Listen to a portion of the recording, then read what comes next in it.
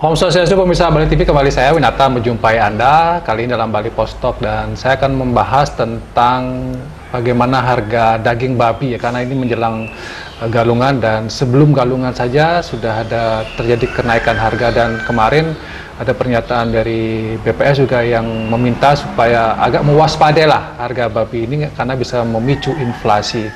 Mengingat kebutuhan nanti di galungan daging babi tentu akan sangat tinggi. Nah, saya akan mewawancarai Ketua Gabungan Usaha Peternak Babi Indonesia GUPBI Bali, Bapak Ketut Hari Suyase. Kita sapa dulu. Om Swastiastu, Pak Ketut. Om Swastiastu, Pak. Punapi Gato, sehat? Ya, Rajang, sehat. Nah, kita berbicara tentang dunia per babi, terutama daging babi ya Pak Ketut ya. Yeah. Punapi kondisinya sekarang nih Pak Ketut?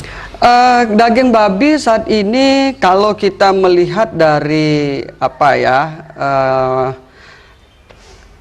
bulan atau setahun yang lalu atau tahun-tahun sebelumnya, itu memang hari ini ada peningkatan yang begitu tinggi ya kalau kita sampaikan.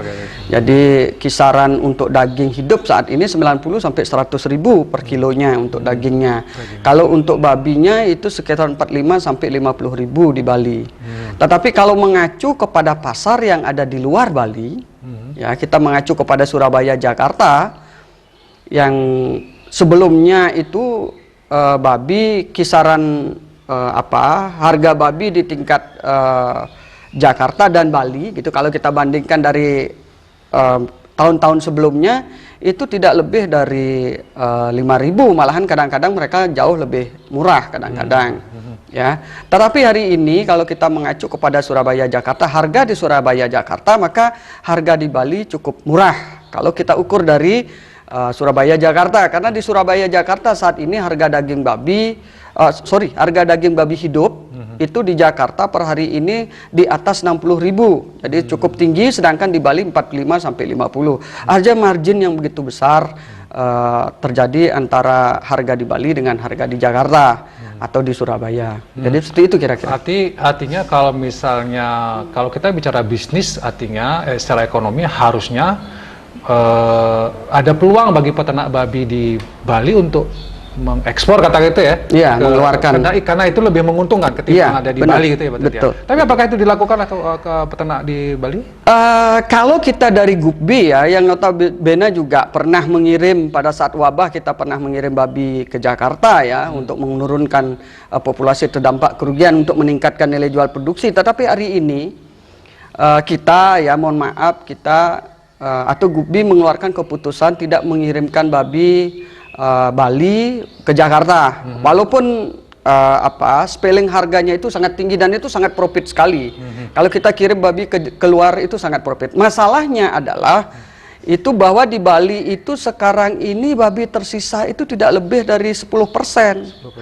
Nah, kalau sekarang galungan ini babi kita kirim keluar mengikuti keuntungan atau mengejar keuntungan tanpa berbicara masalah idealisme, maka mohon maaf, babi yang ada di Bali ini kan habis semua.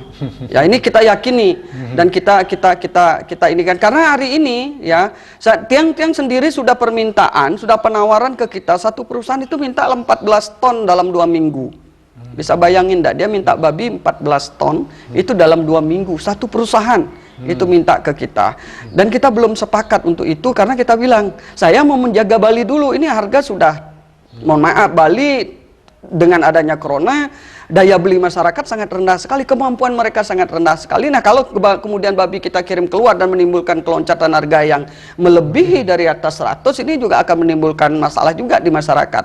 Maka GUPBI dalam hari ini berusaha untuk menjaga itu. Nah, sejauh mana kemudian peranan GUPBI ini memberikan dampak positif, nah kita serahkan aja ke hukum pasar.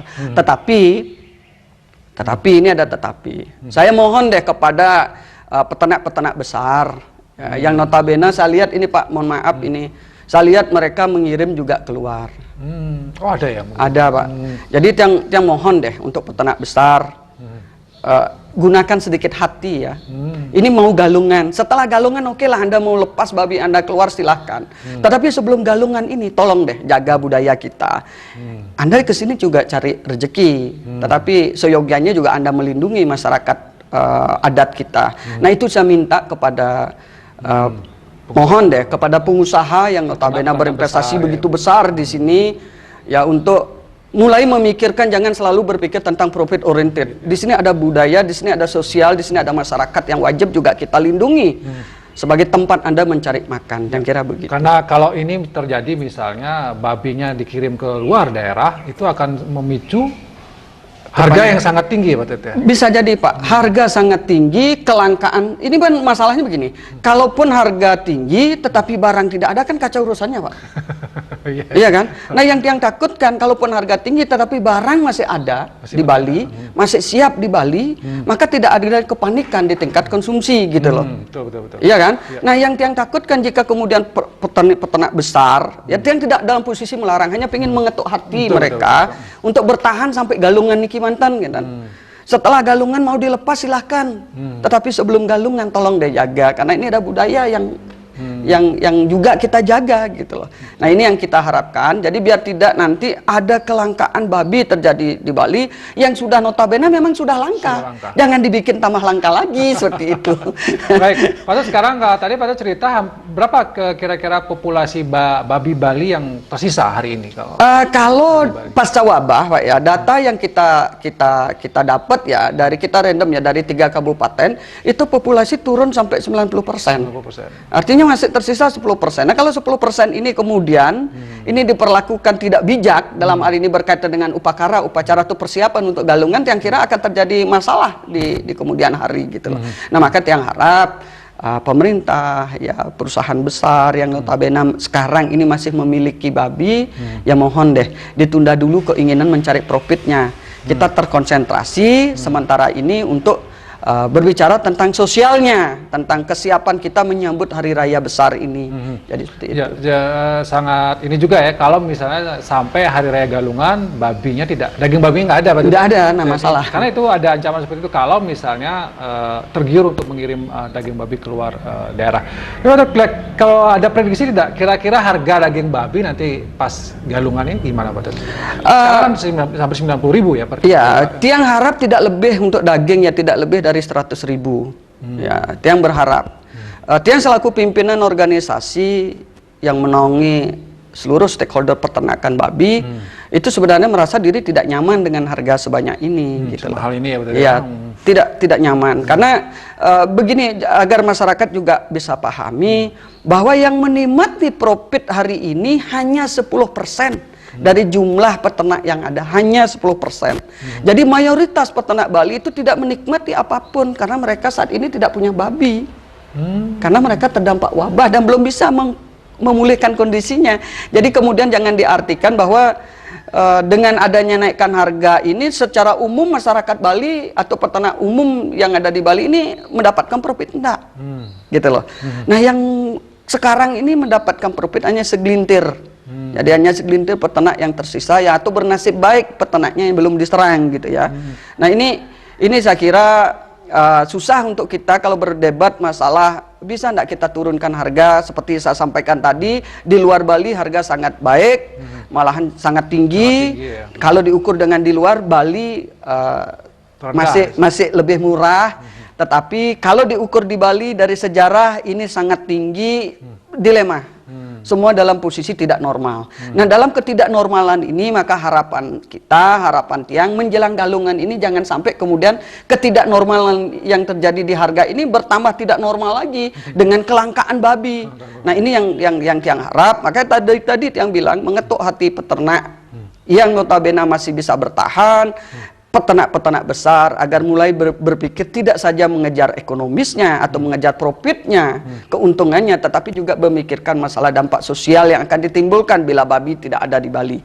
Jadi seperti itu, Pak. Kalau kita masih flashback ke belakang, ini hampir setahun yang lalu ya, badai virus ya. Ya. Saya nggak tahu sudah declare sebagai ASF atau tidak, gitu. Yang jelas terjadi kematian babi yang sangat luar biasa karena wabah ya. Tapi apakah hari ini tuh masih terjadi wabah itu sebenarnya? Atau sudah berlalu sebenarnya kalau wabahnya, kalau di peternak? Wabah itu masih terjadi. Masih ada ya? Ya, di beberapa titik masih terjadi. Kenapa kemudian dianggap bahwa wabah sudah hilang di Bali? Ya karena babi nggak ada. Kalau populasinya tinggi, kematian pasti tinggi, gitu loh.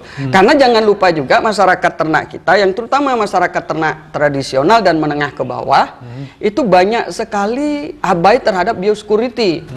Karena wabah yang terjadi ini hanya satu jawabannya adalah biosecurity. Ya, untuk menanggulangi. Hanya biosecurity, tidak ada obat, tidak ada vaksin, belum diketemukan obatnya, belum diketemukan vaksinnya. Artinya hanya satu pilihan kita adalah biosecurity. Biosecurity itu adalah menjaga 3 hal. Jadi orang, barang, dan hewan. Nah, lalu lintas orang, lalu lintas barang, lalu lintas hewan ini wajib kita minimalisasi di lingkungan kandang kita. Itu intinya. Nah, masalahnya sekarang peternak-peternak yang menengah ke bawah ini sering sekali abai. Maka kemudian, mohon maaf, Nikit, yang beberapa kali dapat laporan ada kematian lagi di wilayah yang sudah pernah terdampak.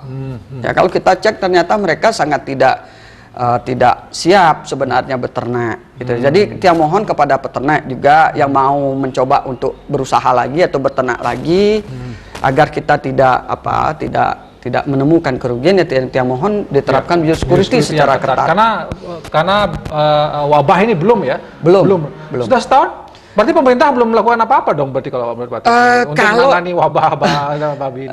Kalau menangani dalam arti apa yang sudah dilakukan pemerintah berkaitan dengan penanggulangan wabah, yang kira ada beberapa hal ya yang dilakukan, misalnya Niki mensosialisasikan misalnya ke masyarakat. Yang waktu itu juga Gupbi terlibat keliling Bali waktu itu setahun yang lalu itu ada.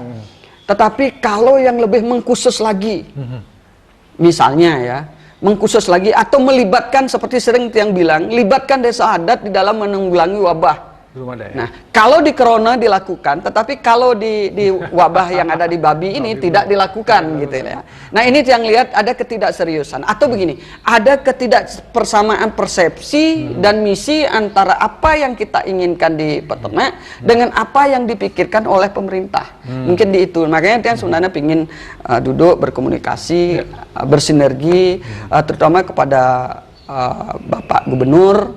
Ya, untuk lebih bisa tiang jelaskan lebih gamblang lagi, atau tiang bisa memberikan pemahaman lebih banyak lagi kepada beliau. Mungkin karena lagi sibuk juga ngurusin pandemi kali Pak Tut ya. Iya, sebenarnya kalau kita berbicara pandemi Pak ya, kita berbicara pandemi ya. Kita terdampak. Yang paling bermasalah itu kan bukan pandeminya saja, tapi dampaknya. Dampaknya apa? Kita ngomong bicara masalah ekonomi karena kita sangat tergantung dari pariwisata misalnya, ya. Artinya ada ekonomi yang jatuh di Bali, ada masyarakat yang mulai banyak yang miskin di Bali, walaupun diklaim katanya meningkat, enggak tahu dia. Tapi menurut asumsi dia ini asumsi karena dia tidak punya data, Pak ya. Jadi ekonomi jatuh dalam titik yang sangat tidak baik menurut dia, ya. Dia tidak bilang buruk, tapi sangat tidak baik. Artinya apa? Sebenarnya ada hal positif yang bisa kita lakukan di dalam meningkatkan ekonomi rakyat. Tapi ini kan, ya kita gerakkan sektor pertanian. Nah, kalau sektor pertanian yang kita gerakkan di sektor yang mananya Niki? Kan begitu Niki. Kita cari deh, kita lakukan penelitian deh, atau orang-orang hebat yang ada di pemerintah kan bisa melakukan penelitian, ya. Tetapi menurut asumsi tiang, ini kembali lagi ke asumsi. Menurut asumsi tiang, usaha yang paling banyak dilakoni oleh masyarakat umum yang ada di Bali itu adalah peternakan babi. Baik medagang sate babinya, babi gulingnya, dagang lawarnya, tukang calonya, tukang tampahnya. Jadi hampir umum di masyarakat Bali itu bergerak di sektor itu. Maka sebenarnya kalau pemerintah mau menggerakkan ekonomi di tingkat rakyat karena pariwisata belum bisa kita andalkan, seharusnya peternak babi ini menjadi pilihan. Gitu loh. Maka kenapa kemudian Gupbi sudah berteriak-teriak dari setahun yang lalu untuk melakukan restocking, persiapan untuk melakukan restocking. Ada restocking ini berhasil, lakukan pembinaan kepada peternak-peternak yang mau kita bantu gitu loh. Nah, ini yang kira mungkin belum sampai atau belum terpikirkan. Semoga aja sekarang bisa didengar oleh pemerintah. Baik. Terima kasih Pak Tet, karena waktu ini yang tapi saya kira ada beberapa pesan penting yang sudah disampaikan oleh Pak Tet Hari Suyase berkaitan dengan bagaimana kondisi peternakan babi. Dan satu hal yang menarik buat saya, memang beternak babi itu bisa menjadi sebuah alternatif untuk membangkitkan ekonomi rakyat. Asal pemerintah ini serius, karena badai wabah belum berlalu ini dan galungan sudah menjelang, ya mungkin masyarakat harus bersiap-siap juga memaklumi gitu ya harga babi yang tinggi. Ini pun sudah peternak babi agak sedikit mengedepankan idealisme, kalau mementingkan ke ekonomi, babinya lebih baik dikirim keluar daerah saja, itu akan menguntungkan dan itu akan berdampak galungan sehingga ada celeng ini ya, apa artinya gitu ya Pak Tet? Iya, benar. Baik, terima kasih Pak Tet dan terima kasih pemirsa Bali Post Talk kali ini. Saya ucapkan terima kasih atas perhatian Anda. Mudah-mudahan kita semua bersabar di tengah pandemi ini, di tengah kondisi yang masih sulit ini. Dan semoga badai segera berlalu. Saya tutup dengan Promo Santi. Om Santi, Santi, Santi, Om. Terima kasih.